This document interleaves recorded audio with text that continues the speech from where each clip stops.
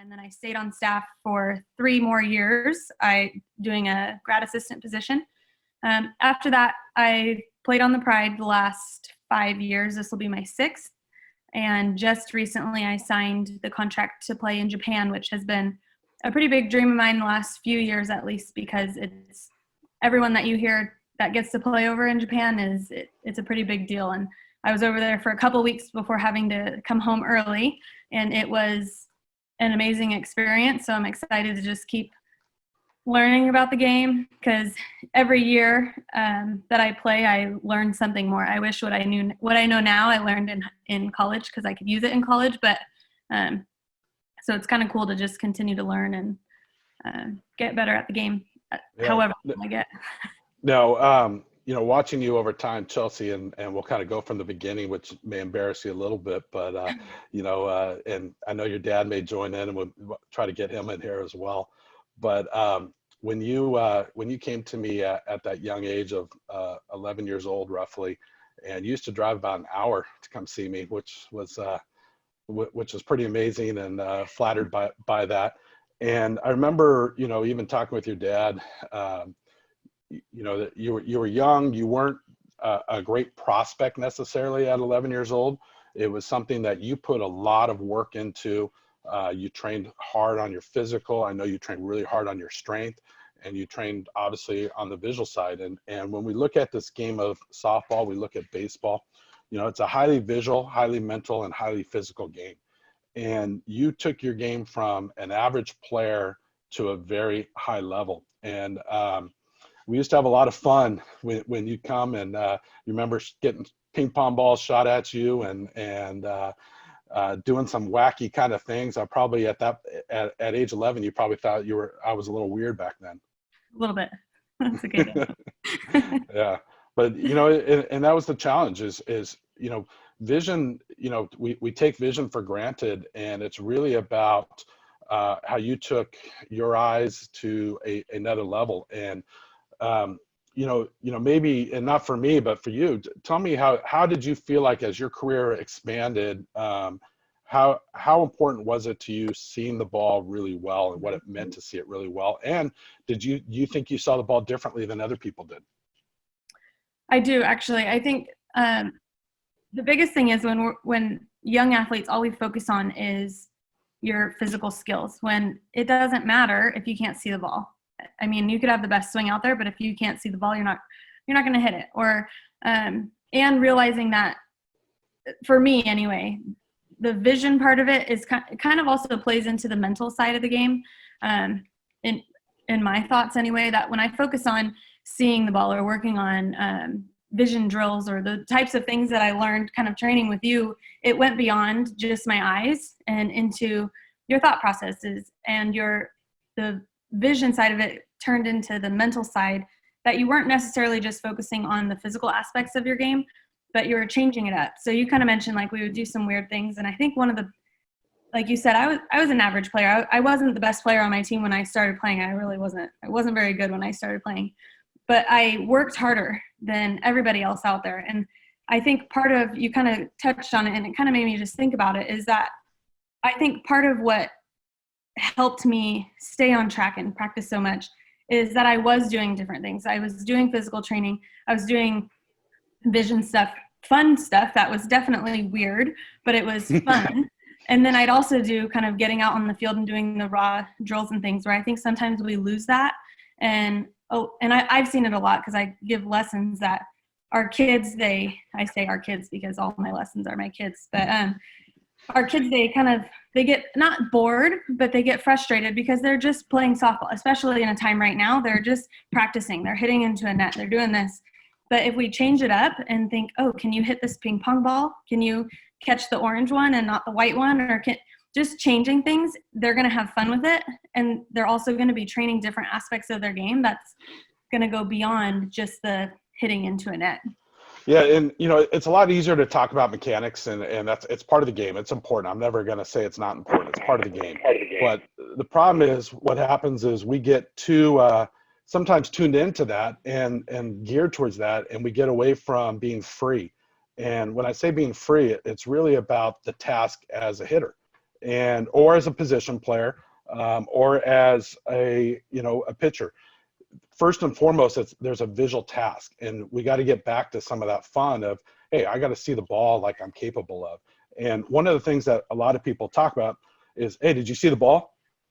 Yeah, I saw the ball. I know it. Yeah, they all say they see the ball, but there's a difference of how well they see the ball. And I know there's times in your career that you got away from seeing the ball really well because you may have gotten into mechanics or you may have gotten into feel too much. But when you really saw the ball really well, like you're capable of, kind of describe what you saw. I saw a beach ball, honestly. It was just huge. But I remember certain days, and I remember on the flip side too, I remember certain days where I could pick out the seams on the ball. I could see the spot, like everything just looked so incredibly clear that I could pick it up out of the hand easier, and it was bigger. It just, everything, I want to say it was like finer detail, that I saw things in finer detail easily. I wasn't straining my eyes trying to find that. It just came to me easy. And a lot of that time, things, I don't know, some days it just, I couldn't see the ball at all. It was blurry. It just wasn't a good day. But there's other days that I can pick out the seams. I could see the spin on the ball. And part of that is still trying to learn how do and probably the days you did not see the ball really well, and tell me I'm wrong. I'd be happy to say that I'm wrong, but were you thinking about other stuff? Were you unfocused? Maybe thinking about your swing, maybe thinking about the score, maybe thinking about someone in the stands. I think many times, a lot of times especially when I was a younger athlete, when I was in college, even my first few years on the Pride, is that I would focus a lot on results, and I need to get a hit. I have to do this. And it seemed like everything would tense up. And then all of a sudden that's when I didn't see as well. Yeah. And your intent changed. And that's, one of my favorite quotes I heard, and this is from Jerry Harrison, who played in the big leagues, and he's an announcer today, is he says, when I tell myself I got to get a hit, I never did. When I told myself I'm going to get a hit, I did really well. Mark, I see that you've joined in here. Can you hear me okay? Yes, can you hear me? Yeah, we can hear you. And I appreciate you joining on. Mark is Chelsea's father, and the one who sought us out and brought Chelsea out at age 11. Why would you do that? Why would you? Seems a little overzealous, right? But, I was coaching at that time, Ryan, and I was looking for every advantage. How to make the kids better. I was tasked with that responsibility to actually improve these kids. And how can I do that? Well, I went to coaching seminars, and I think I ran across you at one of the NFCA coaching venues at one point in time. But I was always looking for that slight edge. And I knew just relying on the status quo, well, that's the result you'll get is just the average result. So I was looking for something that would get her better. And nobody was paying attention. You couldn't find a lot of video or anything on vision training until I ran across your site, and your father pioneered this path. And big leaguers. I mean, nobody was doing it at this level at that time. And then you guys were the first. Jumped into that, saw the benefits right away. My first session with you, if you remember, I drove out to Capistrano. And my wife and I was still, is this stuff real? Is it going to work? Is it just a waste of time and money? You stuck me behind a machine that threw small balls. Looks kind of like a pitching machine, but for small. So I don't know what you call that machine. That was the ping pong ball machine. Yeah, and it was this. Hey, just stare at the release point, which everybody. Oh no, that was actually the Max BP, the wiffle ball machine at that time. And how do I forget that? Because I immediately bought one after I left your facility. But anyway, so I actually looked at it. He goes, stare at the release point, which everybody in softball and probably baseball too tells you to do. Look at the release point. So I did. I stared at the release point where that thing was coming. You put that ball in there, and that ball, I saw a trail behind it of white, because the ball was white, about 6 to 8 inches long, and it was just flying at me. It was amazing. Your next drill was for me just to move my eyes. Look at this, look at that. Just have a sequence. And And when you put the ball in the machine, you said, okay, shift, go back to that release point. Boom. I saw the seams on that ball. I saw the ball in detail. That was the most amazing thing to me. No more tail on it, no more blur behind it. I saw the ball in detail. It was quite amazing. That made a believer out of me. I mean, from that minute on, I knew there was some value in that. And not just that drill, there are plenty of other drills. Some of the tools you've incorporated this even recently is the T drills that we use, where we pitch a ball to a certain location. I don't know what you call that, Matt, with the numbers on it and the letters. Yeah, pitch zone trainer. That thing was amazing. We still use that when Chelsea going over to Japan or getting ready for the Pride season. We still use that, Matt, and she calls out where she's hitting it as I throw live to her. So I was a believer at the start, and I've saw the benefits in it ever since. So that's kind of a long answer to your question, I guess. Yeah, well, I appreciate it. I mean, you know, the thing is about seeing that blur is the best way to describe it to people is when they look at a spinning fan. And if they look at the fan up on their ceiling fan, if they generally look at it, it looks like it's going really fast. And then when they focus on the blade, things slow down. And so it's really about where our eyes aim at the right time. And people think what we can see a lot of information, and we do. We see a lot of information from colors and we see motion, but we only have a small area that we see detail. It's about a 5% focal area that we see detail. And if that detail is not on the ball, or whatever the task is, but you know, right now we're talking about focus on the ball, then we see things kind of blurry. And it's not that we don't see it, we just don't see it in detail. We don't see it looking like a big beach ball like Chelsea talked about. And when Chelsea was right, she had her eyes on the right spot at the right time, not too early, not too late. And that's what happens when we stare. Most hitters get into the plate and they start staring at the release point.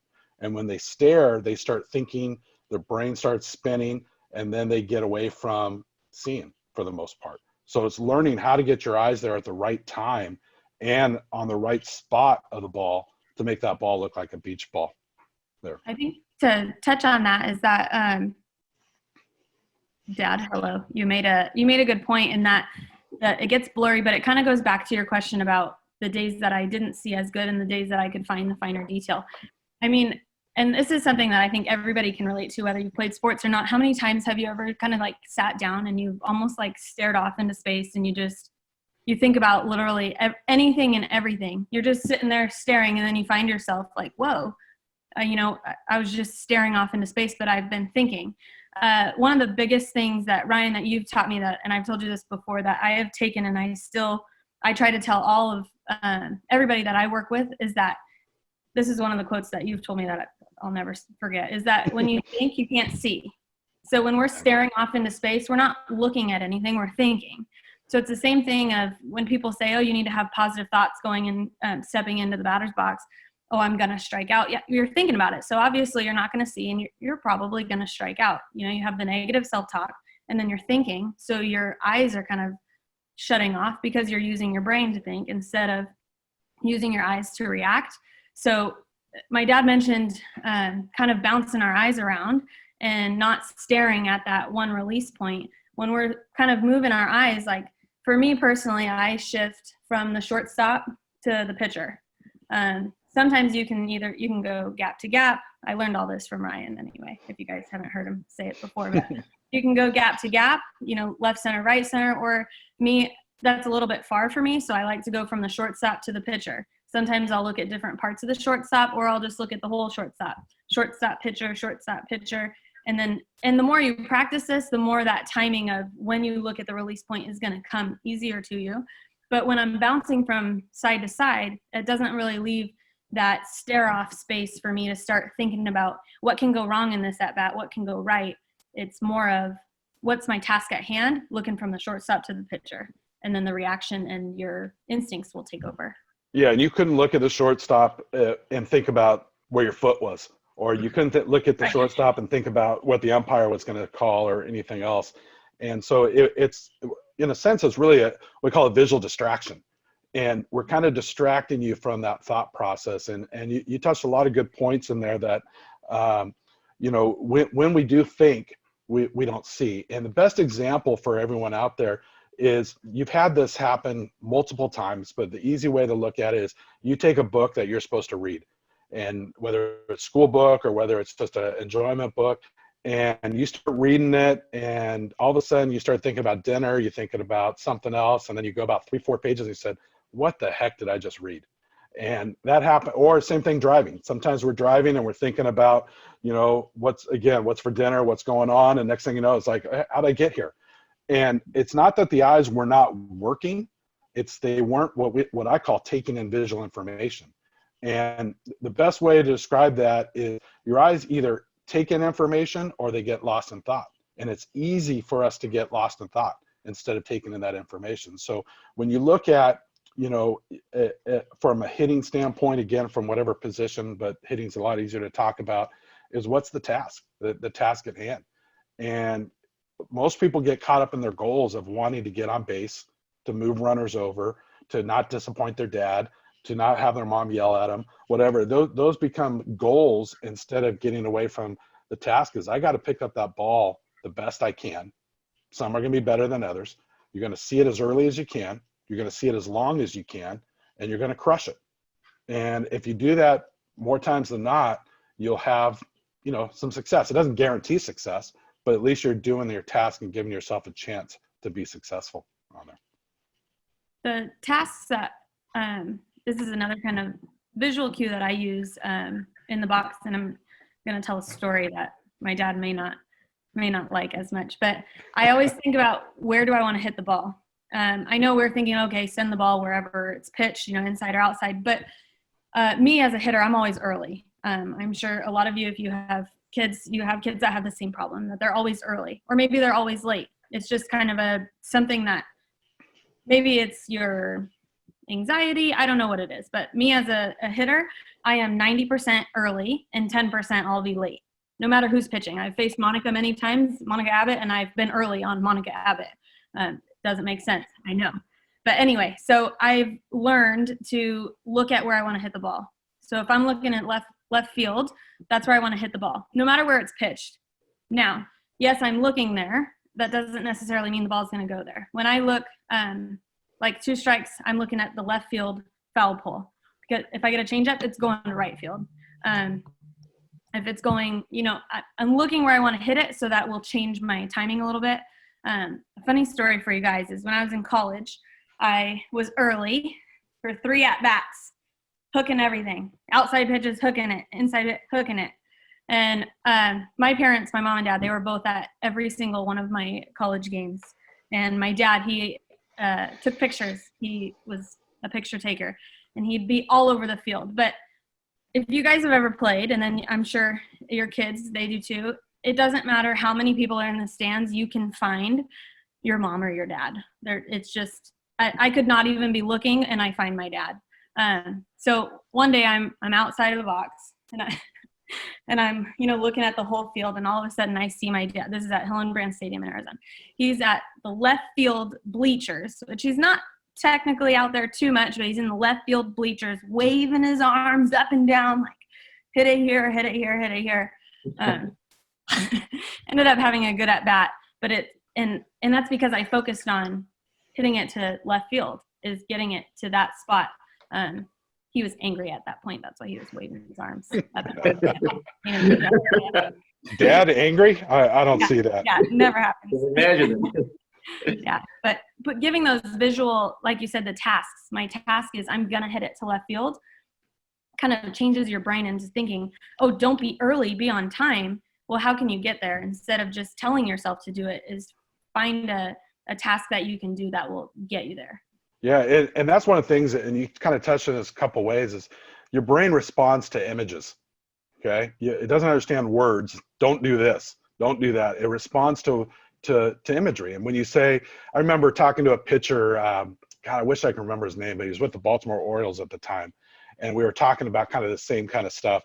And he laughed at me, and he goes, "Guy, you're going to like this story." He goes, "I'm pitching in some game, and the pitching coach comes out and goes, 'Whatever you do, don't pitch this hitter high.'" So what do you think he did? He pictured pitching high, and he threw a high pitch. Guy hits a home run to walk off to win the game. And the coach comes out after the game and goes, man, I shouldn't have said that. But that's the thing we say, like, especially in golf, don't hit the ball in the water. We do. Instead of seeing what we wanted to do, see how we want the success to happen, see where I'm going to hit the ball, and then the water doesn't matter. The water's not there. And so you got to get really good, and this comes into visualization, which is picturing, and it is a visual task of picturing how you want to get to there. Now, giving some ideas of visualization is, we always try to figure out how to get somewhere, and so where do we want to get to and how do we get there? So in a sense, what you're saying is you want to get the ball to a part of the field. Now picture, how am I going to do that? And now your body knows how to respond to what you're trying to do, instead of, oh, I hope I can get that ball there, or don't hit it this way because I want to hit it over there. You're not giving yourself the right recipe direction. On there. We had a little feedback there. Okay. So, yeah, so getting ourselves, in that highly visual state. And that's really, Joe put a question there, pick your 3 drills to go with, specific ones would you use? Man, that's a tough dang question, Joe. And I think part of it is there's a lot of stuff in the bag to know when I need to pull that stuff out. And the task for me as a coach is, how can I implement a visual emphasis in whatever thing we need to do. So if, for instance, I don't think we have this coach on here, but we had a team where a girl was misthrowing, and is there a specific tool to get her to throw, to see that? Not necessarily. It's changing where her focus was on, and her focus was on not making a bad throw. Her focus was on how her arm was going to come through, instead of focusing on what her target was and being highly visual and letting her body take care of itself. Now, if someone has a visual deficiency, and I say deficiency, there may be, the easiest thing what people think is deficiency is clarity. It's usually not the clarity that's the problem. There's usually either the muscles of the eyes, the way the brain is using the eyes is usually the problem. And so some of those tools are the ones that I would like to apply. So I think every athlete's different to what tools we are using to figuring out what our end goal is to get there. And with Chelsea, over time, there's some basic drills that we worked on, and she brought up the ping pong ball machine, and Mark brought up the wiffle ball machine. And part of it is using those machines for them to understand how they see and how they don't see. Because again, everyone thinks they see. And I always tell this story. I had a player, minor league player with in the Blue Jays organization when I was working for them, goes, Ryan, I'm seeing the ball really good. I'm just swinging at bad pitches. And I'm like, you don't get it, do you? Because you're obviously not seeing if you can't make that right decision. You're not putting the two pieces together. So, getting them to understand what they see, how they see, and then use the tools as, or the drills to do that. Now, as I ramble with that, I had a conversation with Craig earlier. Like I said, we'll get you guys the recording of it. And it's getting them to have that visual plan of attack. And everything they do at Texas A&M, every day they have practice, they add, in a sense, a visual component to that task. So we don't want to take a vision drill and say, hey, we're going to be vision only today, or this drill is a vision only drill. We want it to be a part of the atmosphere. So whether it's tee work, or whether it's machine work, or whether it's live work, there's a visual component that can be implemented into that. Now, prior to that, we may use a, whether it's our eye track or our 3D or our Max BP or our wiffle ball or ping pong ball machine, and we might use that to get them highly visual prior to the other tasks that they're doing. But we'll end up, I'll write some drills down that hopefully I'll share with you guys as well. And then also, you add their team setting versus individual setting. How how do I answer that? Again, the team setting, again, is going back to adding that visual emphasis, looking at a part of the ball. Aim small, miss small. Whether it's infield work or whether it's hitting drills. And when we talk about that, and Chelsea had brought up a little bit earlier, looking for a part of the ball. A coaching cue that I've heard since I was a player is hit the inside half of the ball. I get it, but it doesn't make sense to me. To me, when I hear someone say hit the inside part of the ball, it makes me want to really turn in a little bit. It doesn't work for my swing. It's just not who I am and the way I see things. We all see things a little bit differently and perceive things differently. And instead of the thought process of hitting, is I want to ask them, what part of the ball are you looking at? Are you looking at the lower half? Are you looking at the inside half? Are you looking at the top half or the bottom half? And we see a lot in tee work, and this kind of goes back to some of the stuff we're talking about. People put the ball on the tee and they just swing. Put the ball on the tee, they just swing. And they're never looking at the target when they work on that. And so if I'm shooting guns at a target, I'm not going to just pick the gun up off the table and start shooting. I'm going to acquire what I need to focus on. I need to focus on my target. So the target is the softball or the baseball or whatever, golf ball, whatever sport it is, and getting good at not just seeing the whole thing, but learning to look for a part of it. And that part of it might be, again, it might be the lower inside quadrant. It might be the upper outside quadrant. Personally, I like the lower outside quadrant. And some players will say that doesn't make sense because it makes me feel like I'm wrapping around the ball. But to me, I don't think that way. I think differently than most people. I think about driving through the ball to get to the outside part of the ball. And that gives me a good feel of what I need to do to attack it. So I think when you talk about, using this in words and drills, is just really trying to come up with a good plan of how you communicate. It might be different depending on how the player takes in that information. Can I touch on that, Ryan, a little bit? Yeah, definitely. I had the advantage of you coming out to some of my teams because I coached travel ball, and I got to look at certain drills that you use and how I could incorporate them into my practices. So you gave me the whole gamut, not only for Chelsea, but I got to see it in a team setting. So I was able to use some of those drills ongoing for the next 10 years of my coaching in my daily practices. And one you just touched on I thought was real important was a part of the ball. So I pitched live to our players at every practice. And I would tell them, okay, bottom half. So as I'm pitching live to them, that round was all bottom half. Next round, top half. It hit the top half of the ball. So, and just get them to see a piece of the ball instead of the whole ball, inside half. And you could see the adjustments we were making just by looking at a piece of the ball. Instead of the whole blurry yellow thing with the red seams, I'm finding that bottom half of the ball, and you wouldn't believe how successful that was. When I'm seeing bottom half, you're seeing a lot of fly balls. This round, top half, a lot of ground balls. And not saying swing down on the ball or change your swing. It's just visually looking at the bottom half, top half, inside, outside. And they would actually make those improvements. The more I did it, it would transition into games. I bought some of those colored softballs, and again, we put them on tees, and you're hitting the red half, or I'd pitch them or soft toss them, hit these colored. But it was those things help so much. Again, finding something in detail. Don't look at the whole big picture. Find that detail and hit that detail. It makes things a lot more simple. Yeah, definitely. Chelsea, a question for you, and this is kind of a longer story, but one question in there was, how much time do you put into visual training each day? And I want to help you on that answer. Obviously, it has changed over time, and there's times you get away from it, but there's certain times you spend more time on that. And then so that question, and then also, what are some of the routines that you have from a vision standpoint, maybe today, and it may have adapted from back from college to today or even earlier?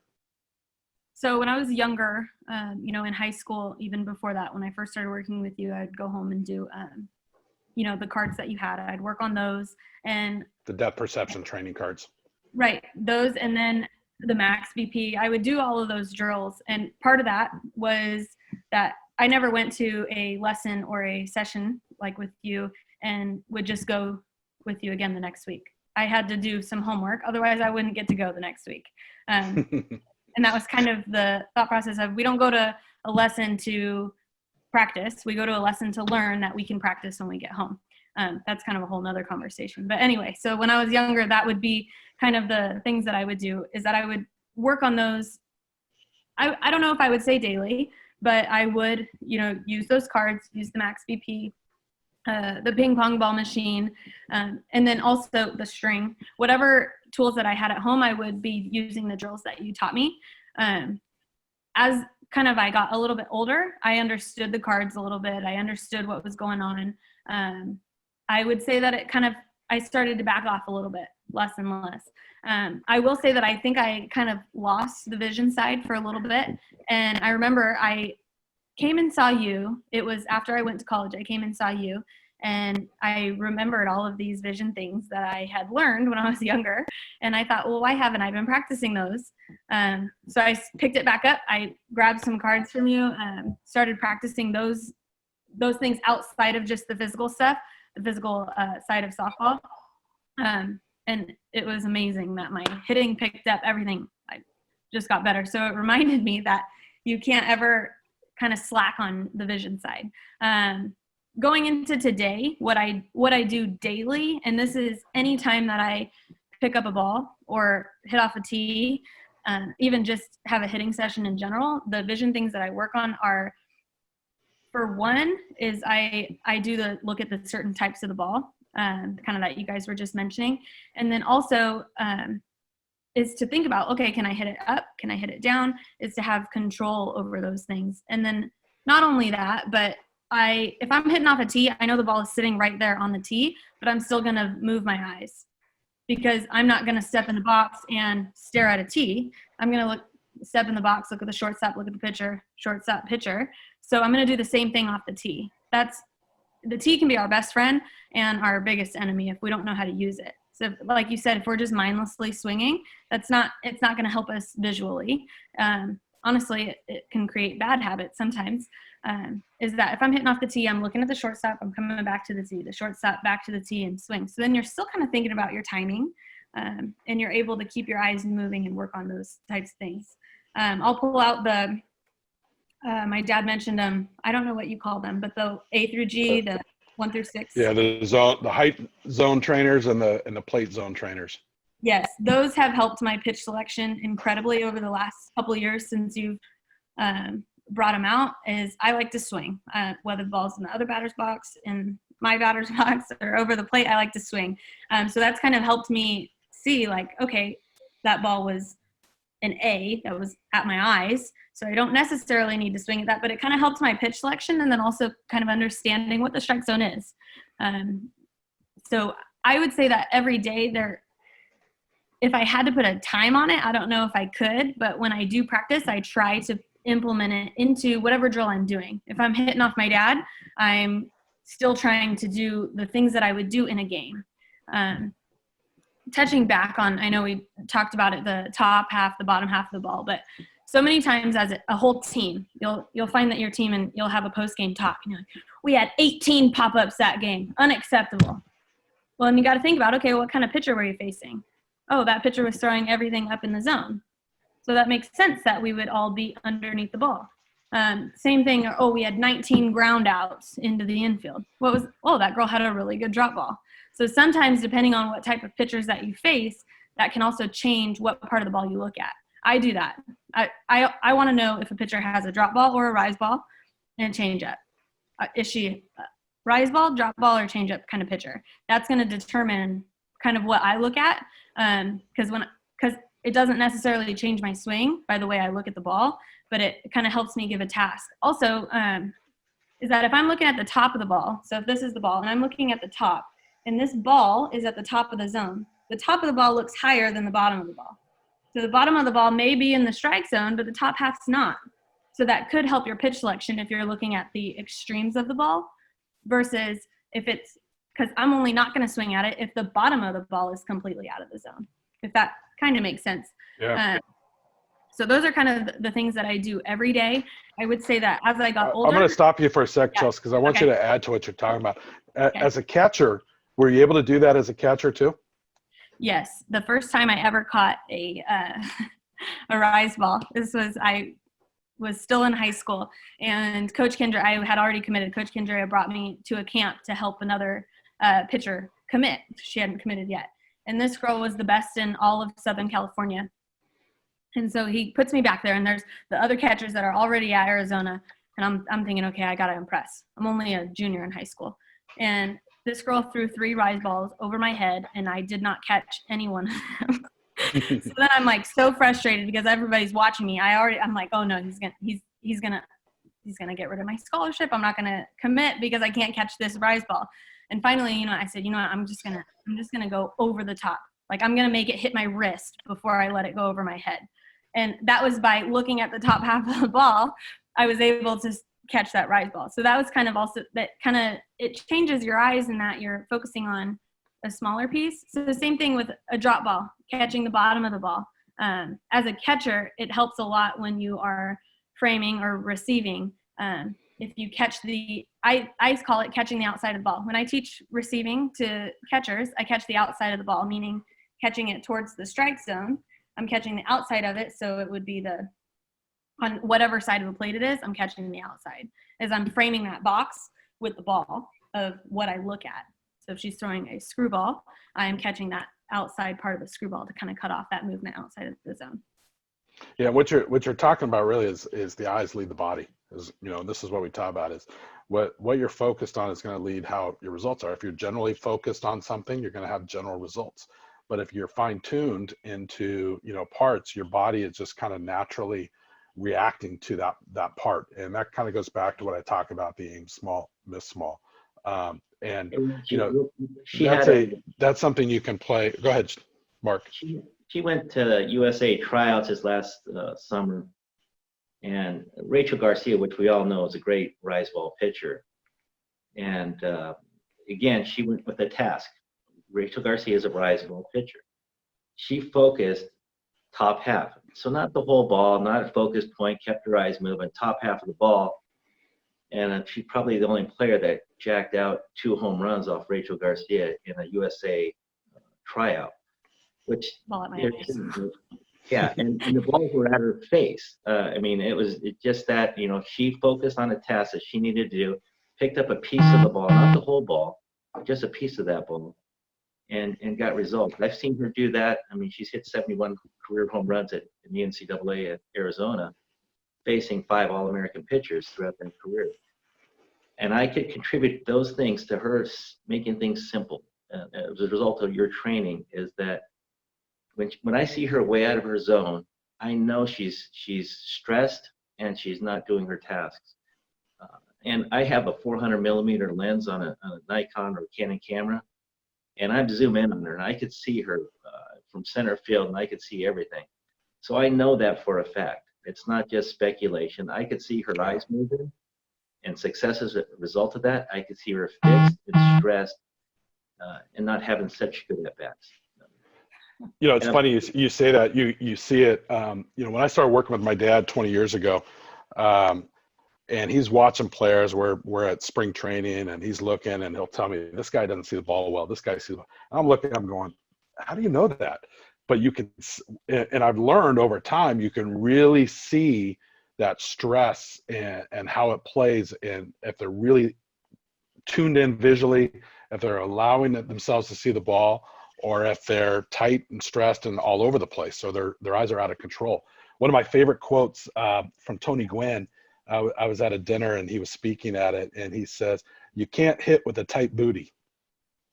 And, you think about it, you can't squeeze your cheeks and try to swing on there. And that's that stress level that gets in there. You got to be nice and relaxed. And so, one of the things I always say, relaxed eyes, you're better. Tight eyes, you're not as good. So getting those eyes in the relaxed, trusting mode that she was able to do against Rachel or any of those other pitchers is key in getting her eyes in the right spot. Couldn't agree more. Yeah. One of the questions here I have here is specific drills that you can do on their own to improve visually. And there's definitely some things, and this is a great time, obviously, because some people can't swing right now. Some people don't have the resources to get out and do things. If I was very biased to the fact of something that I would encourage athletes, young athletes, college athletes, pro athletes to work on right now in this downtime, is really improving their depth perception and improving their eye motor control. And what depth perception really is, just to understand, is how the brain uses two eyes to see something in space. Now, we all have enough depth perception for generic stuff, but what happens is when the ball starts moving, when the game speeds up, how does my depth perception take care of itself? And it's really about how the 14 muscles, 7 in each eye, 12 that are involved in tracking, how they're coordinating the eyes to be able to give your brain the information of depth. And we use 2 different tools for that. There are some things out there that I'm not a huge fan of because I've seen the results over time, but we use what we call the eye track as a generic evaluation tool of their depth perception and their eye motor control. But also for people that struggle, we use that for training purposes to get there. It's an easy mode for them to do it. And I do have some teams, college teams, that will use it right by the cage, right prior to going into the cage. The one that we use, and Chelsea referred to these, are 3D depth perception training cards. And, you know, I can't tell you why, I can't tell you the whole story, why my dad created what he created, but man, the value I've seen out of athletes of all different levels, when they get their depth perception to a very high level, you'll see their timing be a lot more efficient. Even under stress, under tension or fatigue, you'll see their timing get a lot better because their brain is getting better information to allow them to react. So that's something I would push is getting their eyes right, you know, that they can do on their own. It doesn't take a lot of time, like Chelsea said. There are other things out there. There's software out there that have some skill sets. Am I going to tell you they're the full answer? No. They're all pieces of the pie, just like you go to the gym and you grab this weight, you do this, you get on the treadmill. They're all different parts. And I'll send out a link later to some free access to some training right now that people can get on. But there is a variety of different stuff out there. And anytime you guys want my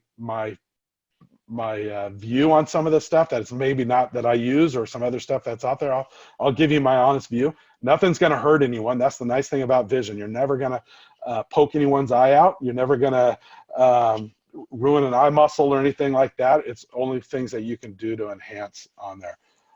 But there's definitely some things that you don't need tools, and whether it's that visualization, whether it's taking a ball and bouncing it off the wall, whether it's doing tee work. And when we talk about balls off the wall, I love those kind of drills, reaction drills.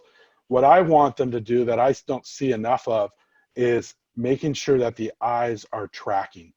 And we can get, like, everyone goes, oh, juggling's a vision drill. It really is not. It's a rhythm and timing issue. It's not a vision drill. You're not really tracking. You're not perceiving. It's really, a lot of people can get good at doing it with their eyes closed once they find that rhythm of juggling. But what I want them to do when they're bouncing balls off the wall is maybe they put a number or a letter on the tennis ball or a rubber ball, and once they catch it, they call out the number. Now, it's not calling it in space. It's calling it once they catch it. So once their hands are here, you're forcing your eyes to complete the task instead of catching it like this. And this is what most people do. And we can do this, but when the stress of the game gets up, that becomes a challenge. So those are some things they can do to improve their vision at home right now. And then also, what are some focal points used for infielders and outfielders in order to get the best jump off a batted ball? The nice thing in an outfield standpoint, you got a little bit more time, but it doesn't mean you shouldn't do anything. And as an infielder, kind of what Chelsea talked about as a hitter is she moved her eyes.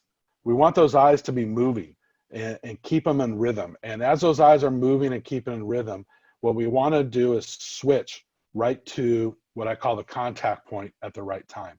If they find themselves staring at the contact point, they tend to get lost in thought, and they tend not to see things really well. But when they switch their eyes right at the right time to the contact point, that's where the ball looks like a beach ball, and they start seeing the swing, and their jumps get there a little bit quicker. They can do it as an outfielder too. You just have a little bit more time, but it's really getting away from getting lost in thought, getting away from staring, and getting your eyes to the right point at the right time.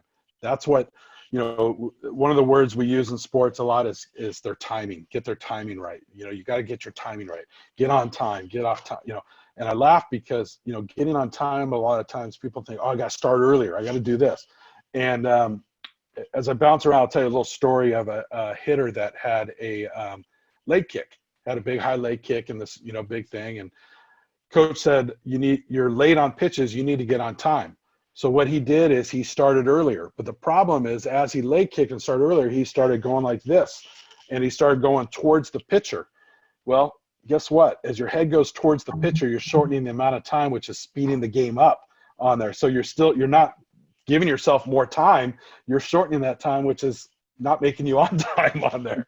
So getting, that separation of space and being on time has to do with getting your eyes at the right spot at the right time and tracking it as long as you can on there. Can I So touch on go ahead, Chelsea. You mentioned visualization, and I think one of the biggest things, especially now when our athletes can't play a game right now, like I haven't played in a game since November, but one thing that can help kind of keep up the game mentality a little bit is, you mentioned visualization, and this is a drill that you've actually put me through, is that you stand out and you close your eyes and you imagine striking out, ground. Like, I've imagined the worst possible things that I've done in that bat, and I step in the box and my whole body feels defeated already because I just imagined all those terrible things that I just did. And then they're throwing the ball to me. And no matter if I'm looking side to side, I'm still thinking. So that kind of even touches back into what we talked about originally, of that when you think you can't see. So I imagined all those poor at-bats that I had. But then I did the drill on the flip side, and I closed my eyes and I could smell it, feel it, those days that I had a day in college that I 5 home runs in a row off 5 different pitchers. I'm not sure how it happened, but it was one of the best and free. Yeah, one of the freest days that I've ever had. And so I'll go back and I'll sit there and I'll think about and I'll visualize, what was I wearing? What did I feel like? What was my hair like? Everything. What did the pitcher look like? And visualize and go through that entire day almost, or at bat. And so I'd open my eyes and I'd step in, and man, I felt big and bad and mean. It completely changes you into when you think positive. And I think we all kind of know that. You have, positive thoughts, but the power of the visualization outside of just thinking positive is so much bigger than just thinking about it, but really visualize it. So right now, especially because we can't play right now, nobody's playing in the game right now, is go through a game on your own, like, close your eyes and think about a game, or try to visualize yourself playing a game. And that goes back into your T work. Give yourself situations. I'll do it with my dad, and he's struck me out once or twice, maybe. But based on just creating situations so that we can still have a game-like thought processes, and then we're still thinking about the visualization, because I know that I'm just in a batting cage and it's my dad pitching and he's behind a screen, and it's not a game, but it creates pressure because he's telling me, I'm going to strike you out. I'm better than you. You can't let your dad strike you out. All right, you got 2 strikes, runner on third, down by 1, whatever it may be. And it creates that pressure that then I start to think about that whole situation instead of, so what? Focus on your visualization task. So that's kind of another visualization drill that you can use anytime. Yeah, and one of the recommendations for all you coaches out there, as well as parents and players, some people struggle picturing. And one of the things you could do to help them picture is create a video. And a lot of people talk about a highlight video, and I'm not a big fan of highlight video. What I want is one swing, just one clip of a very successful situation, and then repeat that clip 100 times and add a music song to it. And so you create your own music video with this one clip and have them watch it every day. And I always tell people, music it helps create imagery. And before I got married a while back, I don't like heights. Heights scare me. and I jumped out of an airplane, which I still don't know how I did that. But and I think they lifted me and carried me out of the plane, to be honest with you. But we have the video of it, and it's got a Lenny Kravitz song to it. And every time I hear that Lenny Kravitz song, it reminds me of the emotion, the feel, and what happened in that jump, even today. And this is many years ago. And so now once they have that feel, when they can sing that song to themselves, or they can hear that song on the radio, or maybe it's their walk-up song, they can feel that positive imagery of what they want to do. And it creates some positive outcomes, hopefully. You mentioned it to us at one point in time, Ryan, and I forgot the music part of that, but I did. Chelsea had a really successful at bat where she hit it on top of a building out in the right field at Arizona. So the building is 60 feet beyond the home run fence, 3 stories high, and she hit this ball on top of that building. So I had that bat recorded, and I would send that to her it was on YouTube. I'd send that to her and remind her that this is at bat. I wish I would have put music to it, because that made all the difference. I must have missed that. And you told me to do that kind of stuff. But technology is easier today. She could always go and see that when she was at Arizona practicing on the week of becoming before a game. Hopefully she saw it once or twice in 4 years, but who knows? But I think that's a great idea, especially like when we have kids that have walk-up songs. I had the same walk-up song all 4 years of my career, and I went away from it on the Pride. And this last year on the Pride, I thought, I'm going back to my college walk-up song, because those were my best times. And I didn't actually have a video, but for some reason that going back to that song put me in the whole feels of, like, my dad bragged about my 71 home runs, and put me in that, I hit 71 home runs with this song, I'm doing that again. And it kind of did exactly what you're talking about, that it put me in that positive mindset. So maybe if these girls pick a walk-up song, that you have a team that they do get walk-up songs, is find that one swing and tie those two together and send them to the girls. That's a really good idea. Yeah, awesome. Well, we could talk for a longer period, but I know we've been going for quite a while. Hopefully everyone out there got some good information, and appreciate your guys' time, and this is kind of fun for me to just kind of discuss these ideas and discuss these thoughts, and vision is not it's not hard, but it's not simple. And again, if I had you push into something, to just make a visual emphasis to what you're trying to do. And there's a lot of tools for all different budgets on there, evaluating, get their eyes right. But let us know if you have more questions. I'm going to post this video, and I'll give you guys a link for it. I'll also post the video of Craig Snyder and I, and you can get a copy of that and do that. We also, obviously as a company, we do training. I work with teams. We got services. We got products. We got, we try to empower you guys to be a great vision coach. And that's one of the things in this off time. We're working on creating some programs for the coaches as well, to be able to understand vision a little bit more and be able to teach vision more. So we'll try to get some of that content out there for you guys. Obviously, Mark, I appreciate you jumping on here. Is there anything you want to, as a parent, that you'd like to add? Ryan, it was you have so many different tools that they could go to. I really implore people to try the different tools that'll really kind of fit their players' needs, or their daughters' or sons' needs. I was lucky enough to be exposed to all of them. Out of all of those, we were able to select ones that really were, fine-tuned to what she needed at that time. And that changed throughout the time. So even though you have one tool, something that I took from you, that evolved over time. So I guess just don't get stuck in that same routine. Don't make it a routine. Try to always improve. And you certainly have a variety of different training methods. I would say I use probably all of them. Maybe some of the newer stuff I haven't, but that was always my go-to, is that I was lucky to have access to you and some of the stuff.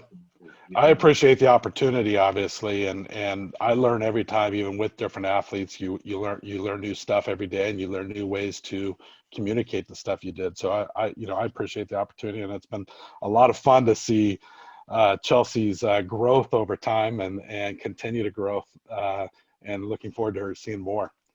So I appreciate all that. Chelsea, you got anything you want to add?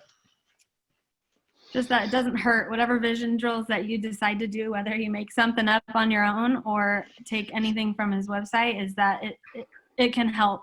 And like I said at the very beginning, is to keep it changing, because the game is always changing. And what separates good players from great players, or great players from the absolute elite, is that they can evolve, within a game. And by practicing the same practice over and over again, I saw this in Japan. They do the same thing over and over again. As soon as something different happens, they freak out. But what separates great from the elite is that doing something different. So change it up. Whatever you decide to do, doing those different drills, that's going to help your athletes not only on the vision side, but physical, mental. It's just going to create better athletes. So I would highly recommend whatever drills that you decide to do is to implement them, because I know that it helped me in my game and took me to the next level. I appreciate the kind comments. And again, anyone that has any questions, please feel free to reach out, and stay safe out there. And hopefully we'll all be out on the field and out running around very soon. So have a good rest of the day, good rest of the weekend, and enjoy your family time. Thank you, guys. Thank you.